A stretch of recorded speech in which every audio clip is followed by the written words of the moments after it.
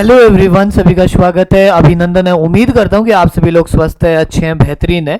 और आपका junior accountant का एग्जाम है जो सफलतापूर्वक कंडक्ट हो चुका है। और आपने देखा होगा कि एग्जाम के अंदर काफ़ी सारे स्टूडेंट अब्सेंट रहे हैं, यानी कि नंबर ऑफ जो स्टूडेंट की अटेंडेंस है वो बहुत कम रही है। दूसरी ये भी जानते हो कि आप ऑलरेडी इस एग्जाम में कंपटीशन कम था। क्यों था कम? क्योंकि भाई इतनी पोस्ट के लिए आप कम ही स्टूडेंट्स। तो इसमें अगर आप सीईटी से बाहर भर्ती होती तो आपको देखने को मिलता है कि यहाँ नंबर ऑफ स्टूडेंट्स बहुत ज़्यादा होते हैं, लाखों में जाते, लेकिन यहाँ आप लास्ट से लास्ट 1 लाख स्टूडेंट्स के आसपास थे, जिनमें से भी काफ़ी सारे स्टूडेंट अब्सेंट रहे।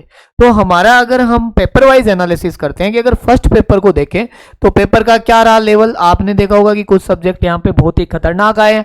और यहाँ पे सब्जेक्ट वाइज एनालिसिस करें तो फर्स्ट पेपर में सेफ स्कोर क्या हो सकता है, क्या कट ऑफ हो सकती है, सेफ स्कोर बोलेंगे इसे हम।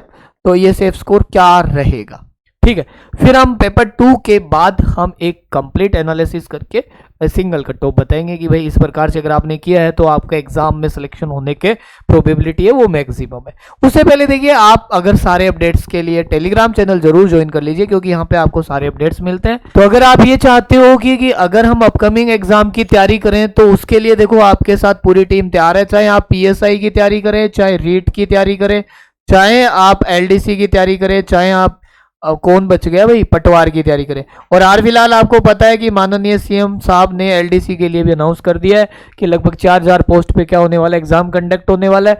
तो आपके लिए ये आप देख लीजिएगा शेड्यूल, ये सब शेड्यूल की फ्री क्लासेज कब किसकी होगी, कौन से टीचर कब आपको पढ़ाएंगे, तो वो सब आपको टेलीग्राम पर मिलेगा। इसके अलावा आपने एक चीज और देखी होगी कि हमारे साथ पढ़ने का क्या फायदा। हमारे साथ पढ़ने का ये फायदा है कि हम जो पढ़ाते हैं वो एग्जाम में हूबहू आ जाता है। ये वोकेब की क्लास है, दोनों के दोनों क्वेश्चन पूछे गए। एक क्लास से 6 नंबर यहाँ रहा। एक नियम ये था प्रीपोजिशन का, डिटो। एक नियम प्रीपोजिशन का ये था फाउंड ऑफ का, और एक यहाँ पे था आपका इनटू का। तो यानी कि देखो, प्रीपोजिशन और वोकेब सेम आना एग्जाम में बहुत बड़ी बात है। अब दूसरी बात, जब मैंने मैथ्स पढ़ाई तो मैंने लास्ट दिन एक मैराथन ली थी। आपको मैंने मैराथन भी क्या कहोगे, 3 घंटे की क्लास है, इसमें डीआई और नंबर सिस्टम पढ़ाया था। और मैंने लिखा भी था कि यहाँ से लगभग 20 नंबर का आपके कंसेप्ट आने वाले हैं। तो देखो, मैंने जब डीआई कराई थी तो डीआई बार किया। देखो, डाटा सेम नहीं आ सकता एक पेपर में, पॉसिबिलिटी नहीं हो सकती, क्योंकि सेम क्वेश्चन थोड़ी ना उठा पाएगा, 20 क्वेश्चन है उनमें से। लेकिन देखो, जब मैंने आपको कराया है यहाँ पे तो सेम डीआई आई है। यहाँ 3 की कराई थी मैंने, वहां पे 2 के। तो कितने क्वेश्चन थे? 4 क्वेश्चन, मौज लग गई। एक मैंने आपको प्रीमेय और अप्रीमेय संख्या का अच्छे से कंसेप्ट समझाया था, 2 क्वेश्चन यहाँ से आए। तो 4 और 2 कितने क्वेश्चन हो गए भैया? 6 क्वेश्चन। देखो, मैंने 2 अच्छे से लिखा है कि भाई प्रीमेय पे ध्यान दे लेना, क्या होता है क्या नहीं होता। इसके एग्जाम्पल्स भी कराए थे मैंने। और एक मैंने आपको ये भाई असेंडिंग डिसेंडिंग ऑर्डर का बताया था। डिटो क्वेश्चन नहीं आ सकता, लेकिन इसकी ट्रिक जो समझाई थी आपको आसानी से, 2 ही क्वेश्चन कराए थे, तो 1 क्वेश्चन यहां से आया था। तो कितने क्वेश्चन हो गए? एक मैंने आपको कराया था, ये तो देखो डिटो ही था, क्वेश्चन सेम नहीं है, कंसेप्ट डिटो था। मैंने कहा था यहाँ पे कि आपको यूनिट डिजिट निकालना है, और अगर आपके साथ कोई भी सम संख्या है, देखो मैंने लिख रखा है सम संख्या और उसके साथ 5, तो हमेशा यूनिट डिजिट कितनी बनेगी? 0 बनेगी। आज भी क्वेश्चन था उसमें 72, 73 ऐसा कुछ था। तो कितने क्वेश्चन हो गए? एक मैंने ये रूल बताया था। अब मेरे को लग रहा है कि पूरे जूनियर अकाउंटेंट में किसी ने नहीं पढ़ाया होगा, ये एसएससी का कंसेप्ट। डिटो क्वेश्चन आया था इसके ऊपर, और मैंने अच्छे से समझाया था कि भाई पिछली बार भर्ती में ऐसा क्वेश्चन आया था, आपसे बैठेगा नहीं, अगर आ गया तो यहाँ पे आपको कॉमन फैक्टर पूछा था। तो 8 क्वेश्चन हो गए भाई, 7-8 क्वेश्चन। तो मैथ्स के एक क्लास से ही आपके 20 नंबर का, यहाँ तो हमने 30 लिखा था क्या, ठीक है, तो 20-25 नंबर का यहाँ से आ गया था, और इंग्लिश के भी आए। तो ये तो थी एक बेसिक सी जानकारी कि आपने देखा कि भाई अगर तैयारी ढंग से कर रहे हो तो क्वेश्चन एग्जाम में आएंगे ही आएंगे, ठीक है ना। अब तुमको देखना है, डिसाइड करना है कि अपकमिंग भर्तियों में आप क्या करने वाले हो। अब हम यहाँ आते हैं, हमारा पेपर 1 हो चुका। पेपर 1 में कितने सब्जेक्ट? 6 सब्जेक्ट। आप क्या मान के चल रहे हो कि अंग्रेजी का पेपर कैसा था? 25 क्वेश्चन में अंग्रेजी में अगर हम हल्के क्वेश्चन ले, जैसे 2 पैसेज आए थे, हमने पैसेज की अच्छे से प्रैक्टिस करवाई थी।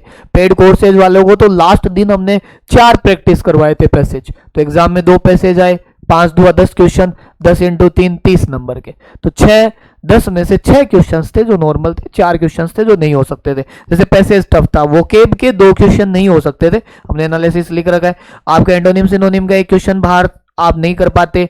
एक आपका डायरेक्ट इनडायरेक्ट का ऐसा क्वेश्चन था जो आपसे नहीं बैठता, एक ट्रांसफॉर्मेशन का था। तो इस प्रकार अगर कोई जनरल स्टूडेंट जिसने इंग्लिश थोड़ी बहुत पढ़ी हो तो कर पाएगा 10 से 1 क्वेश्चन, और बाकी थोड़ा नॉर्मल 10 क्वेश्चंस तो हर कोई कर लेता पेपर में, बाकी कोई स्टूडेंट ने थोड़ा बहुत पढ़ा है उसके 14-15 क्वेश्चंस की एक प्रोबेबिलिटी है। इससे ज्यादा देखो जाना फिर टॉपर्स वाली श्रेणी में आओगे। ये एक सेफ स्कोर है कि एवरेज स्टूडेंट अगर 14-15 कर रहे हो तो आप अच्छे स्कोर में हो।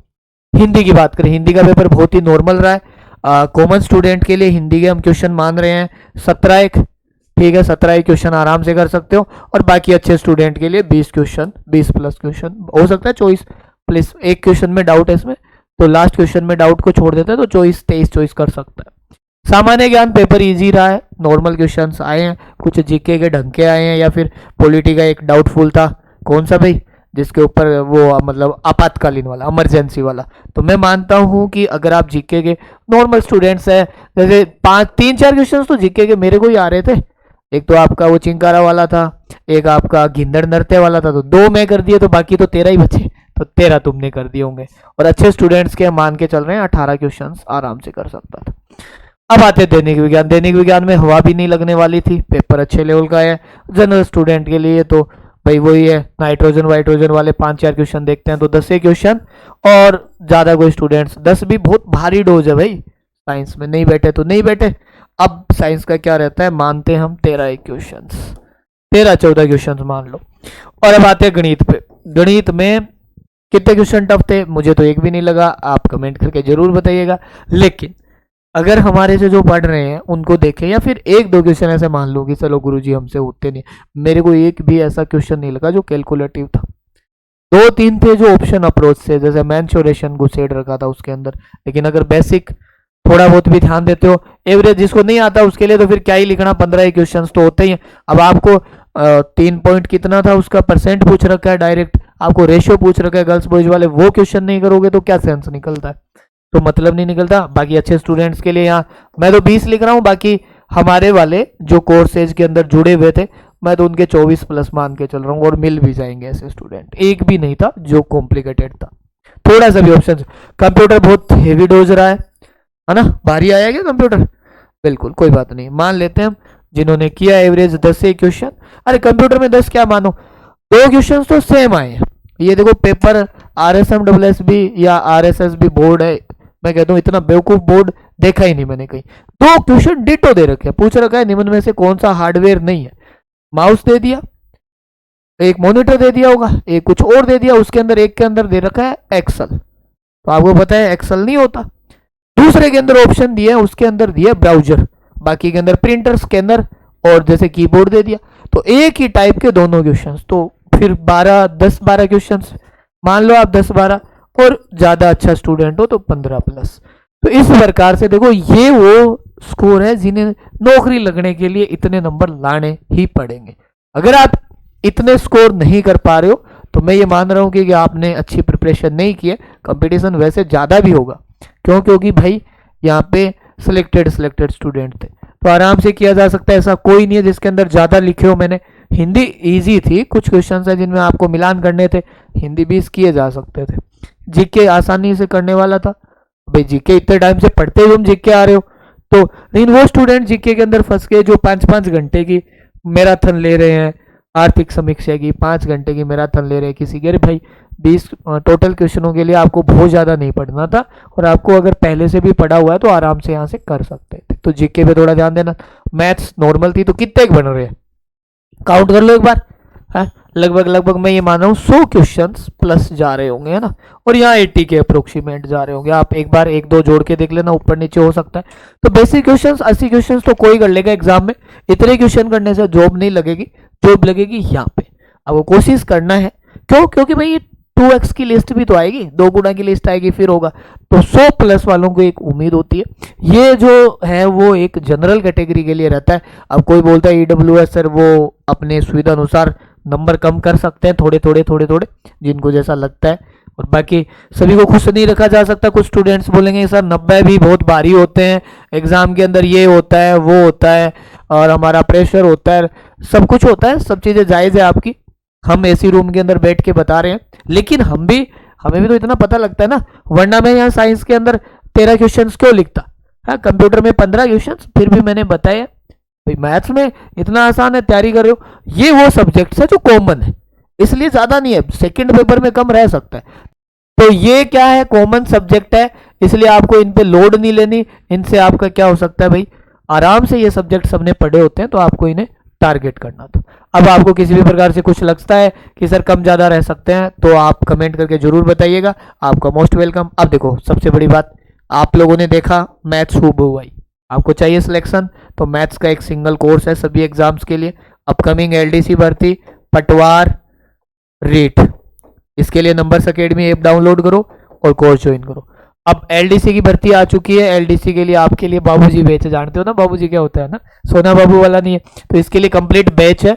अभी अनाउंसमेंट भी हो चुका है वैकेंसी का, तो फ्री भी पढ़ना है वो अच्छे से पढ़ सकते हैं। और आप जानते हो कि इसमें बहुत बड़ा रोल लेने वाला है, जैसे हिंदी इंग्लिश अपने आप में यहाँ पे, प्लस यहाँ पे मैथ्स, तो ये आप अगर इंडिविजुअल ज्वाइन करो या फिर कुछ भी करो, ये कोर्स आप ज्वाइन करो और अपनी तैयारी को बूस्ट करो, ठीक। इसके अलावा पटवार बैच भी आप ज्वाइन कर सकते हो। पटवार में मैथ रीजनिंग का अहम रोल रहेगा, 30% मैथ रीजनिंग कवर करेगी, और आपको पता है 10% कंप्यूटर जो कवर करेगा, तो 30 + 10 इस प्रकार से अलग अलग बैचेज भी आपके लिए, ठीक है।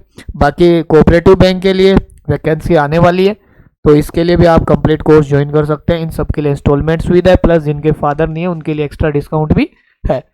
तो ठीक है भाई, मुझे लगता है कि आपका सिलेक्शन आराम से हो रहा है। जिनका नहीं हो रहा है वो कल दुख में थोड़ा सा रेस्ट करें, घूमे इधर उधर, परसों से तैयारी में लग जाइए वापस से, और कमेंट करके जरूर बताइएगा आपके कितने मार्क्स बन रहे हैं। चलिए once again thank you so much.